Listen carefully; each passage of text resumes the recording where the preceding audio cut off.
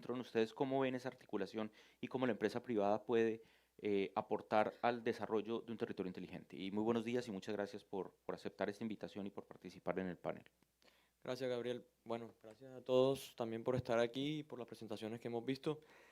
Realmente desde el punto de vista privado, desde el punto de vista de quienes como Plintron estamos aquí para permitir que cualquier empresa tenga un servicio móvil y ese servicio móvil finalmente se lo lleven a sus usuarios, que finalmente son personas. Yo creo que hemos hablado mucho de infraestructura, hemos hablado mucho de tecnología, de arquitecturas, pero se nos olvida que detrás de todo esto está una persona, está un ciudadano que la mayoría de las veces o no tiene conectividad o desconoce cómo acceder a los servicios que se prestan a través de esa conectividad. En Colombia hay cifras que nos deberían alarmar, en donde más del 40% de los usuarios móviles no utilizan su servicio móvil para acceder a Internet. Entonces, si yo tengo un servicio móvil, ¿por qué no estoy accediendo a Internet por él? Porque mi equipo no me sirve para hacerlo, porque es un equipo, digamos, de gama muy baja que no me permite tener una buena interacción, o porque las redes que me cubren mi servicio no tienen una buena latencia, no tienen una buena conectividad. Entonces, si algo hay que mirar, está muy bien y eso hay que tenerlo muy en cuenta, el tema de permitir que haya un despliegue de infraestructura, permitir que se puedan utilizar el resto de infraestructuras que hay en las ciudades, porque no solamente ductos y postes, sino como decía Nicolás, los paraderos, todo, digamos, los edificios públicos, los edificios privados, todo esto que al final del día va a estar lleno de pequeñas antenas que van a ser un ecosistema de 4.5 y 5G, pero realmente, ¿cómo podemos educar al ciudadano para que él llegue a utilizar un servicio de conectividad que le permita hacer una transacción, que le permita conocer dónde está la mejor ruta para llegar a su destino, cuál es la ruta de bus, de transporte público, de taxi que puede utilizar para llegar a un destino diferente y no pensando únicamente en el, digamos, en el nacional, sino también en el turismo. La persona que llega a Cartagena y se ve expuesta a que le cobren una tarifa que no es la correspondiente en un taxi, ¿cómo puede usar la tecnología en una ciudad inteligente para saber cómo llegar a su destino y saber cuál es la tarifa adecuada? Entonces, cuando hablamos de ese tema, digamos que es como, recordemos un poco el tema de transformación digital. La transformación digital siempre nos la han metido como un gran eslogan, que transformación digital, todos tenemos que transformarnos, etcétera. Pero siempre hemos hablado de que transformación digital, uno no se refiere a los fierros ni a los equipos, se refiere a cómo mentalmente la cultura de la persona cambia para transformarnos. Lo mismo ocurre con las ciudades inteligentes. Se habla muchísimo de ciudades inteligentes, de territorios inteligentes, pero volvamos al tema. Pensemos en quién está detrás de una ciudad, quiénes son los que hacen que eso sea una ciudad, que eso sea un territorio. Son las personas. Esas personas necesitan educación. Entonces, el tema de como lo vemos también desde el mundo privado, es, hay que buscar enseñarle a esas personas, llegarle a esas personas con conocimiento. El conocimiento de pronto no lo tienen las entidades públicas, lo tenemos las entidades privadas, que somos los que desarrollamos la tecnología, los que tenemos, digamos, el día a día y ese es nuestro negocio. Una unión entre esas dos partes permitiría que esa información le llegue a las personas que finalmente van a ser los usuarios. Si yo no le enseño a mi usuario cuál es mi servicio, cómo puede acceder a él y cuáles son los beneficios para él, finalmente voy a tener un servicio espectacular que nadie va a saber utilizar. ¿Qué es lo que le pasa a muchos servicios donde puede ser muy bueno, pero al final del día me toca hacer 5 clics, 20 clics para poder llegar al final de la transacción, entonces me pierdo en la mitad y no pude hacer nada? Ese, digamos, es el mensaje que también queremos dejar y es cómo podemos, desde nuestro punto de vista como Plintron, y digamos que creo que puedo, ahí sí puedo decirlo que el sector privado pues está muy interesado en compartir el conocimiento, porque finalmente el conocimiento es poder y lo que tenemos es que empoderar a la ciudadanía para que ellos sean capaces de lograr el cambio. Totalmente de acuerdo y además creo que ese es el punto de partida. Yo siempre he defendido, y así lo hemos hecho en el portal de Andinalink, de que se trata de un asunto más humano que tecnológico. El cambio comienza por las personas. Sin embargo, en muchos casos, de inversiones de capital, que es lo que también genera la aversión a ese riesgo. Por lo que decía Basilio también, las entidades de control van a estar encima, ese riesgo no lo quieren asumir porque además hay un desconocimiento de cómo asumirlo, porque no son, el Estado no está acostumbrado, digamos, a hacer este tipo de inversiones. Entonces hay un punto medio que se puede buscar, o hay varios puntos medios. Que el Estado monte un operador móvil virtual no debe ser algo tan extraño, porque realmente lo único que está haciendo es una comercialización de un servicio. Es llevándole a su ciudadano la posibilidad de que tenga un servicio de conectividad alámbrico o inalámbrico. Ya lo hemos visto en ejemplos como los que ocurrieron en pandemia cuando las gobernaciones, las alcaldías subsidiaban el servicio móvil para que los estudiantes tuvieran acceso por unos meses a educación virtual y de esa forma no se afectaran tanto cuando estábamos todos en cuarentena. Eso duró poco porque luego viene un tema complejo que es la asignación presupuestal, que con cada administración se acaba el dinero, que si continúa el programa, ya lo hemos visto en programas como Wi-Fi del Mintic y otro tipo de programas, pero al final del día yo creo que son puntos que están muy identificados y que se pueden solucionar. Otro tema, otro camino que también se puede tomar es, hombre, si en ciudades como la mía, como en Barranquilla, le quitan, le hacen una exención de impuestos a la Selección Colombia por jugar de local allá, ¿por qué no le hacen una exención de impuestos a una empresa de telecomunicaciones o a las empresas de telecomunicaciones que estén dispuestas a desplegar infraestructura para mejorar o generar una red neutra, una red a la cual todos podamos tener acceso? Hay que pensar en que la tecnología permite muchas cosas que de pronto no conocemos. Por ejemplo, que ustedes tengan un servicio móvil y si hay una zona Wi-Fi pública en el sector donde están, puedan descargar la navegación vía esa zona Wi-Fi y no necesariamente del plan de 1 giga o de 2 gigas que ustedes tengan, que todos sabemos que aquí todos protegemos nuestro plan como si fuera oro porque no queremos gastarnos los datos. Entonces, si la ciudad permite tener unas zonas Wi-Fi que estén configuradas de cierta forma con los operadores o con la solución móvil, de que hay una descarga de ese tráfico vía la zona Wi-Fi, también estamos permitiendo que haya una mejor calidad de servicio. Obviamente, son servicios diferentes, el servicio fijo al servicio móvil, porque en el fijo uno piensa en ancho de banda, lo que hablábamos ahorita. Yo para qué necesito un 10 gigas de ancho de banda si con 200 o con 100 de pronto tengo la misma experiencia. Pero en el móvil lo que tenemos es capacidad. Entonces la capacidad sí se me agota. Entonces yo por eso cuido mi capacidad del móvil. Pero cuando hago esa transferencia de tráficos, voy a tener una experiencia de usuario mucho más, digamos, atractiva, tranquila. El usuario va a poder hacer transacciones diferentes y de esa forma también estoy ayudando en la asociación entre lo público y lo privado a que el usuario tenga un mejor servicio. Entonces, lo que encontramos es oportunidades de cosas que ya se han hecho, cosas que ya han funcionado en otros sectores y en otras soluciones que se pueden llevar a este tipo de acuerdos entre lo público y lo privado.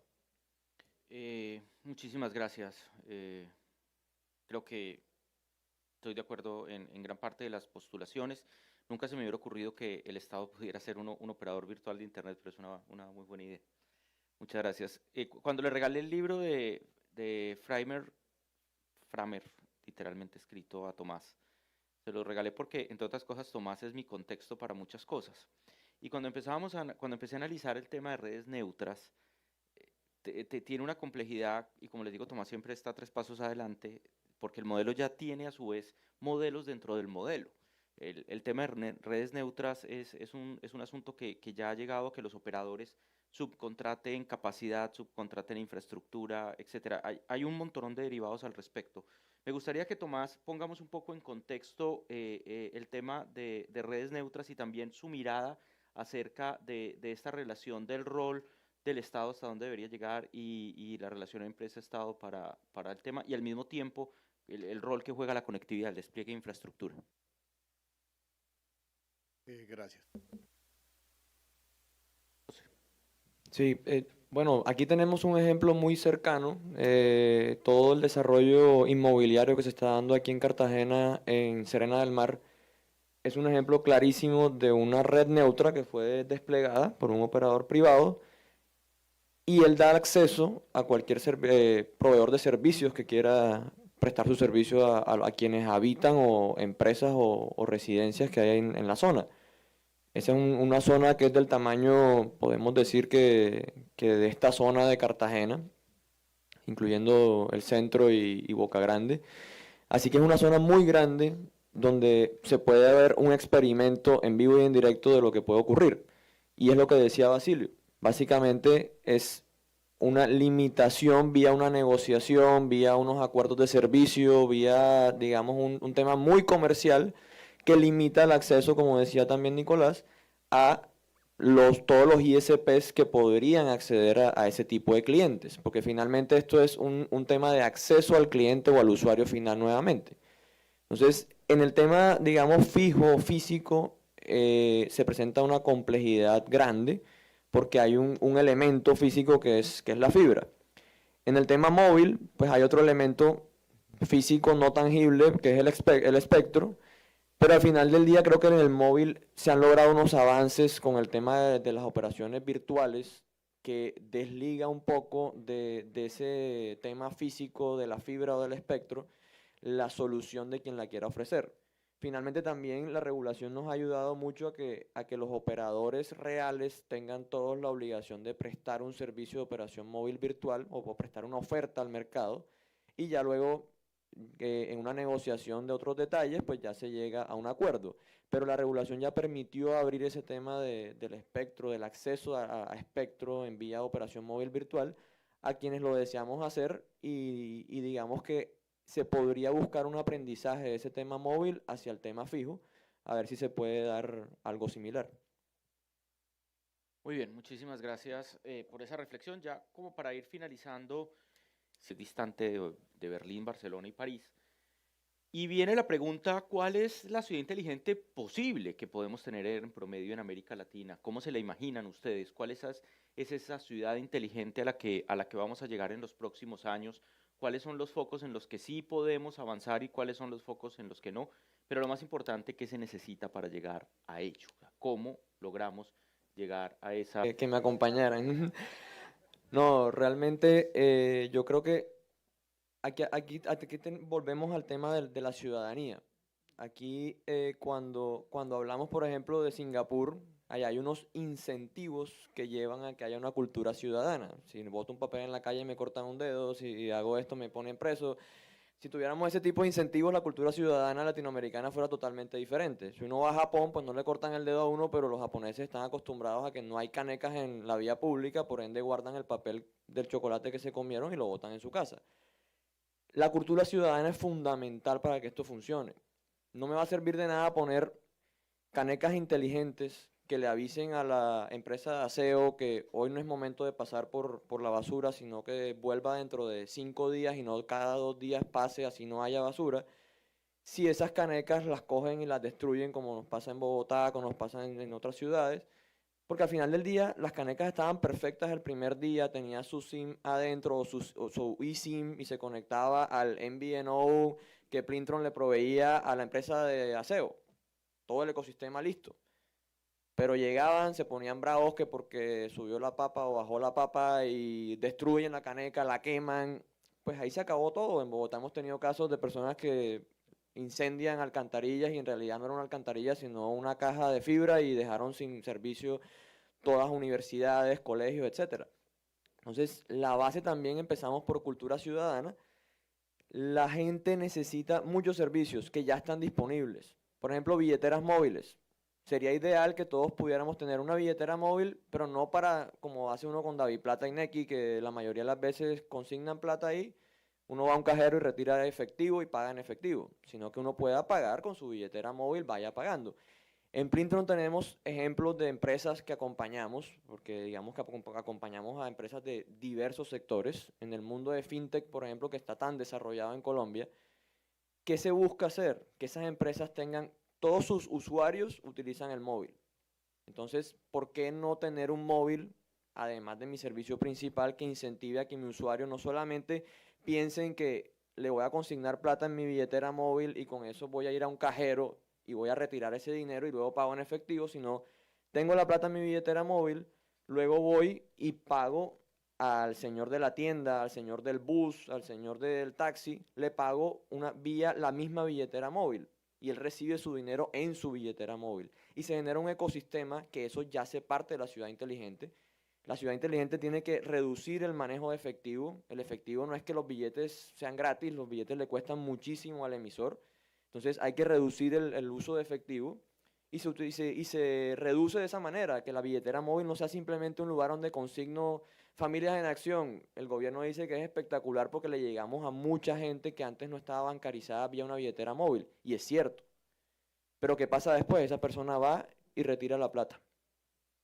Y ya, perdimos trazabilidad de qué hizo con ese subsidio. Esa persona pagó sus servicios con ese subsidio, esa persona se compró una cerveza o una gaseosa o una papa, o qué fue lo que hizo con ese subsidio para también tener mejores formas de ayudar a las personas. Porque si una persona recibe un subsidio y se lo toma todo en cerveza, pues es su decisión.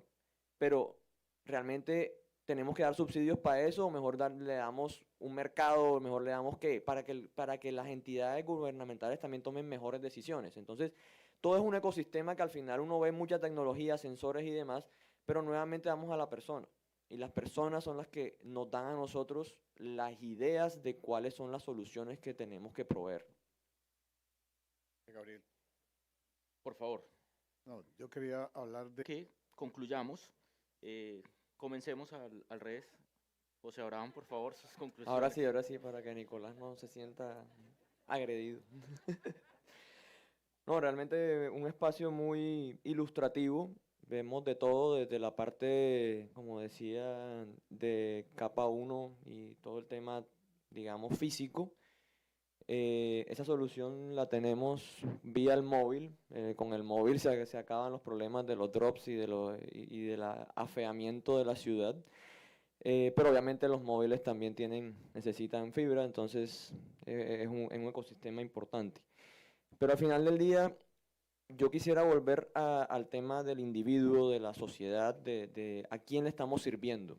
Desde Plintron le servimos al individuo, no le servimos realmente a la empresa que monta la operación móvil virtual, sino a su cliente final. De nada sirve la tecnología que nosotros desarrollamos si el usuario final no siente un valor en la utilización del servicio. Hablamos de ciudades inteligentes y a mí se me quedó por fuera una perspectiva importante que ha sido desarrollada en los últimos meses, y es el tema del género. El martes celebrábamos el Día de la Mujer y felicitaciones nuevamente a todas y muchas gracias por su esfuerzo y su presencia en nuestras vidas.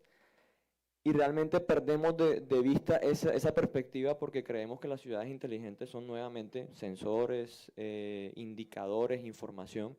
En Bogotá sacaban una información y era relativa al uso de las bicicletas y las bicirrutas. El 24% de los biciusuarios en Bogotá son mujeres, el resto son hombres. Entonces, ¿por qué una mujer decide no utilizar la bicicleta como medio de transporte? Por inseguridad, por incomodidad, cuál es el motivo. Entonces, empezar a analizar todas esas situaciones que se presentan en las ciudades y a partir de eso sí utilizar la tecnología para mostrar soluciones. No es simplemente, sabemos que hay temas de salud, temas de movilidad, temas de gestión de residuos, etcétera, pero más allá de que haya esos problemas, hay unos problemas que le atañen y le llegan mucho más al individuo, a la persona. Por eso nuestro negocio realmente va a nichos y no es un negocio como el que pueden hacer los operadores reales que van al mundo masivo. Nosotros nos enfocamos más en nichos, en comunidades de personas que tienen algo en común, que comparten alguna necesidad o alguna, digamos, situación y tratamos de resolvérselas.